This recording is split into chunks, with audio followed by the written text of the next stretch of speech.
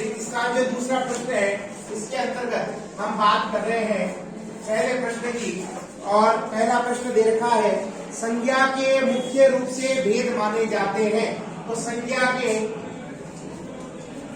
कितने भेद माने जाते हैं मुख्य रूप से? तीन भेद। अगर इन भेदों की बात करें तो पहला है व्यक्तिवाचक, दूसरा है जातिवाचक और तीसरा है भाववाचक। ठीक है जी, इसने भेदों के नाम नहीं पूछे, केवल संख्या पूछी थी और वो अपन ने लिख दी। दूसरा प्रश्न है जो है वो ये कह रहा है पुरुषवाचक सर्वनाम के भेद होते हैं। पुरुषवाचक सर्वनाम याद कीजिए, सर्वनाम के 6 भेद होते हैं। अब पुरुषवाचक सर्वनाम जो पहला प्रकार है पुरुषवाचक सर्वनाम, पुरुषवाचक सर्वनाम जो पहला प्रकार है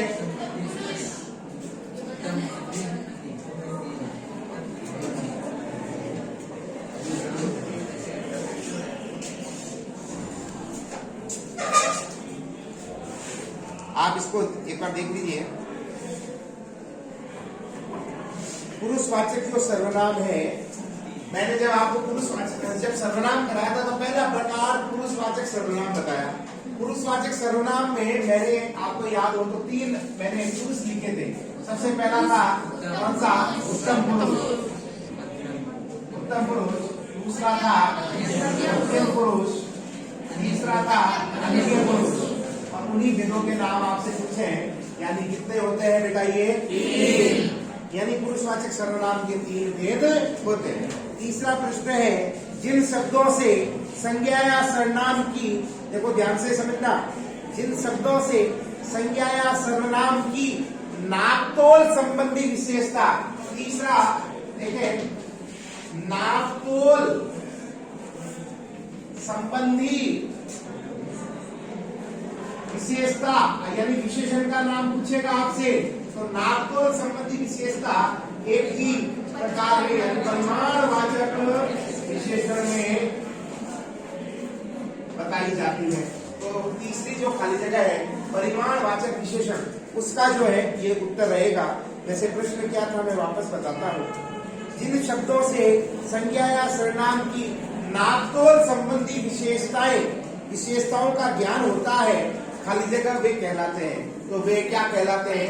परिमाणवाचक विशेषण कहलाते हैं। अभी यहाँ पर मान लीजिए नापतोल नहीं देके संख्या आ जाता, संख्या संबंधी विशेषता बताते हैं तो कौन सा विशेषण हो जाता भाई? संख्यावाचक विशेषण हो जाता है ना।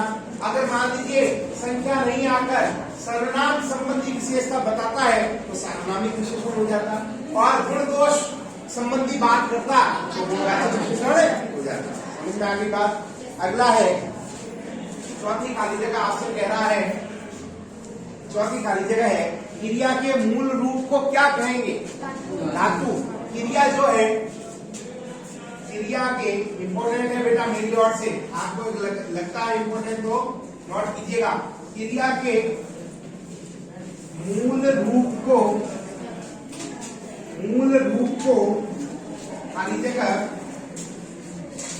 कहते हैं। क्रिया के मूल रूप को धातु कहते हैं।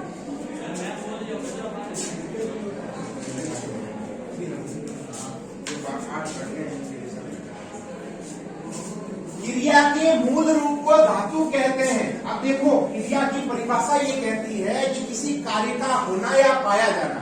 अब जब कार्य किया जाएगा या पाया जाएगा या होना ज्ञात होगा, जैसे तो वो कौन कौन से कार्य कहलाएंगे?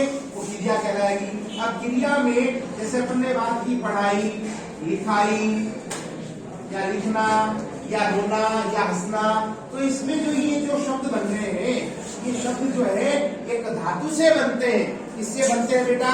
धातु से।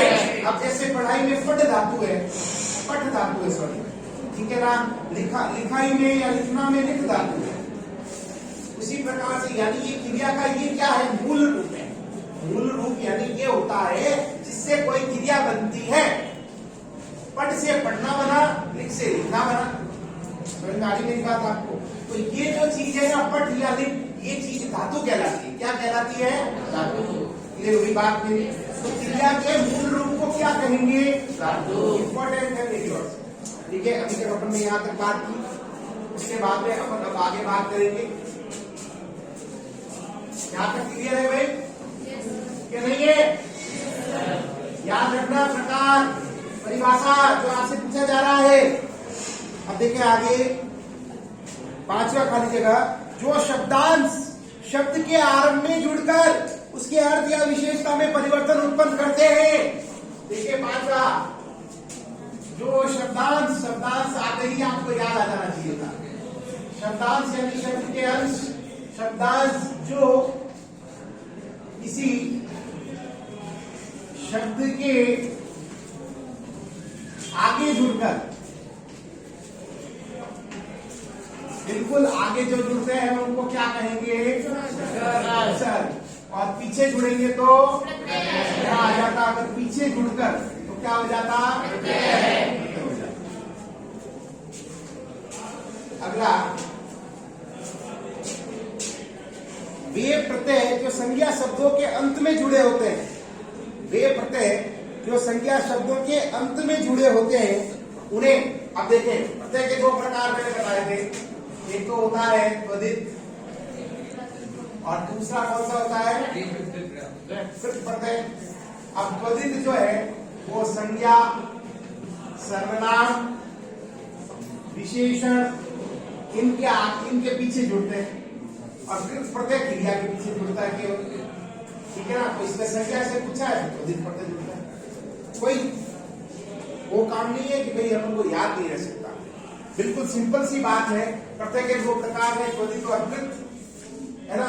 अब देखिए त्वरित जो है वो संज्ञा, सर्वनाम या विशेषण शब्दों के साथ में जुड़ता है ना? और कृत प्रत्यय जो है वो केवल क्रिया के साथ जुड़ता है या धातु के साथ जुड़ता है। जैसे पढ़ना से धातु से पढ़ना बना, पढ़ाई बना, तो वहां पर कौन सा प्रत्यय होगा?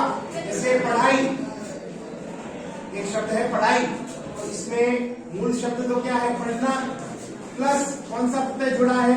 आई। अब ये जो आई प्रत्यय है ये किसके साथ जुड़ा है? पढ़ाई क्या है? ये क्रिया है बेटा। ये क्या है? पढ़ाई क्या है? क्रिया ही है। अरे पढ़ना क्या है? क्रिया के साथ जब प्रत्यय जुड़ता है तो ये आई प्रत्यय क्या कहलाएगा? ये बात आया ना? आगे देखें, ये हो गया आपका दूसरा प्रश्न जिसमें 6 आपके खाली जगह आती है। फिर तीसरा प्रश्न अति लघुत्रात्मक है। अति लघुत्रात्मक प्रश्नों का जो तीसरा प्रश्न है,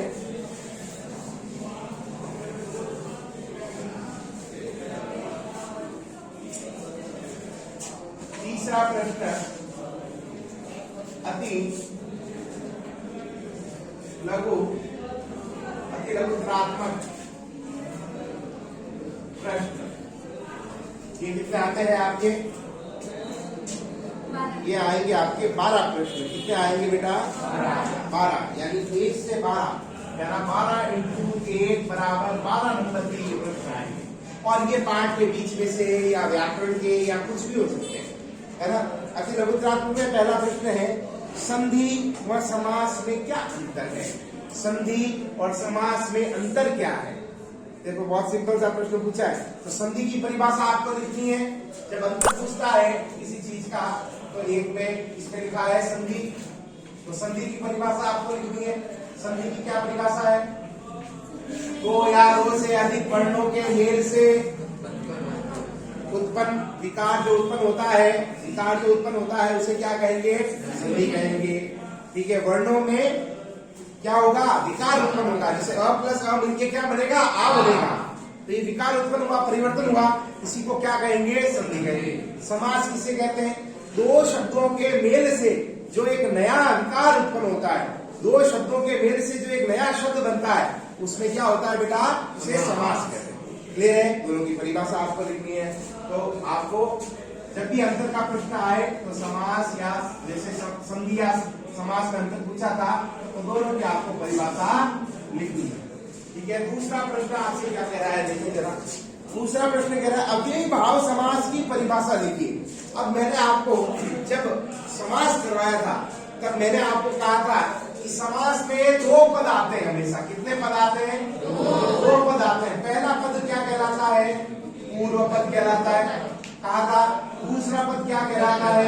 उत्तर पद कहलाता है। ठीक है, और इन दोनों के आधार पर इन छह परिभाषा आपको लिखाई थी। पहली परिभाषा मैंने लिखाई थी अव्ययी भाव, जिस समस्त पद में पूर्व पद प्रधान होता है उसमें इसे अव्ययी भाव समास कहते हैं।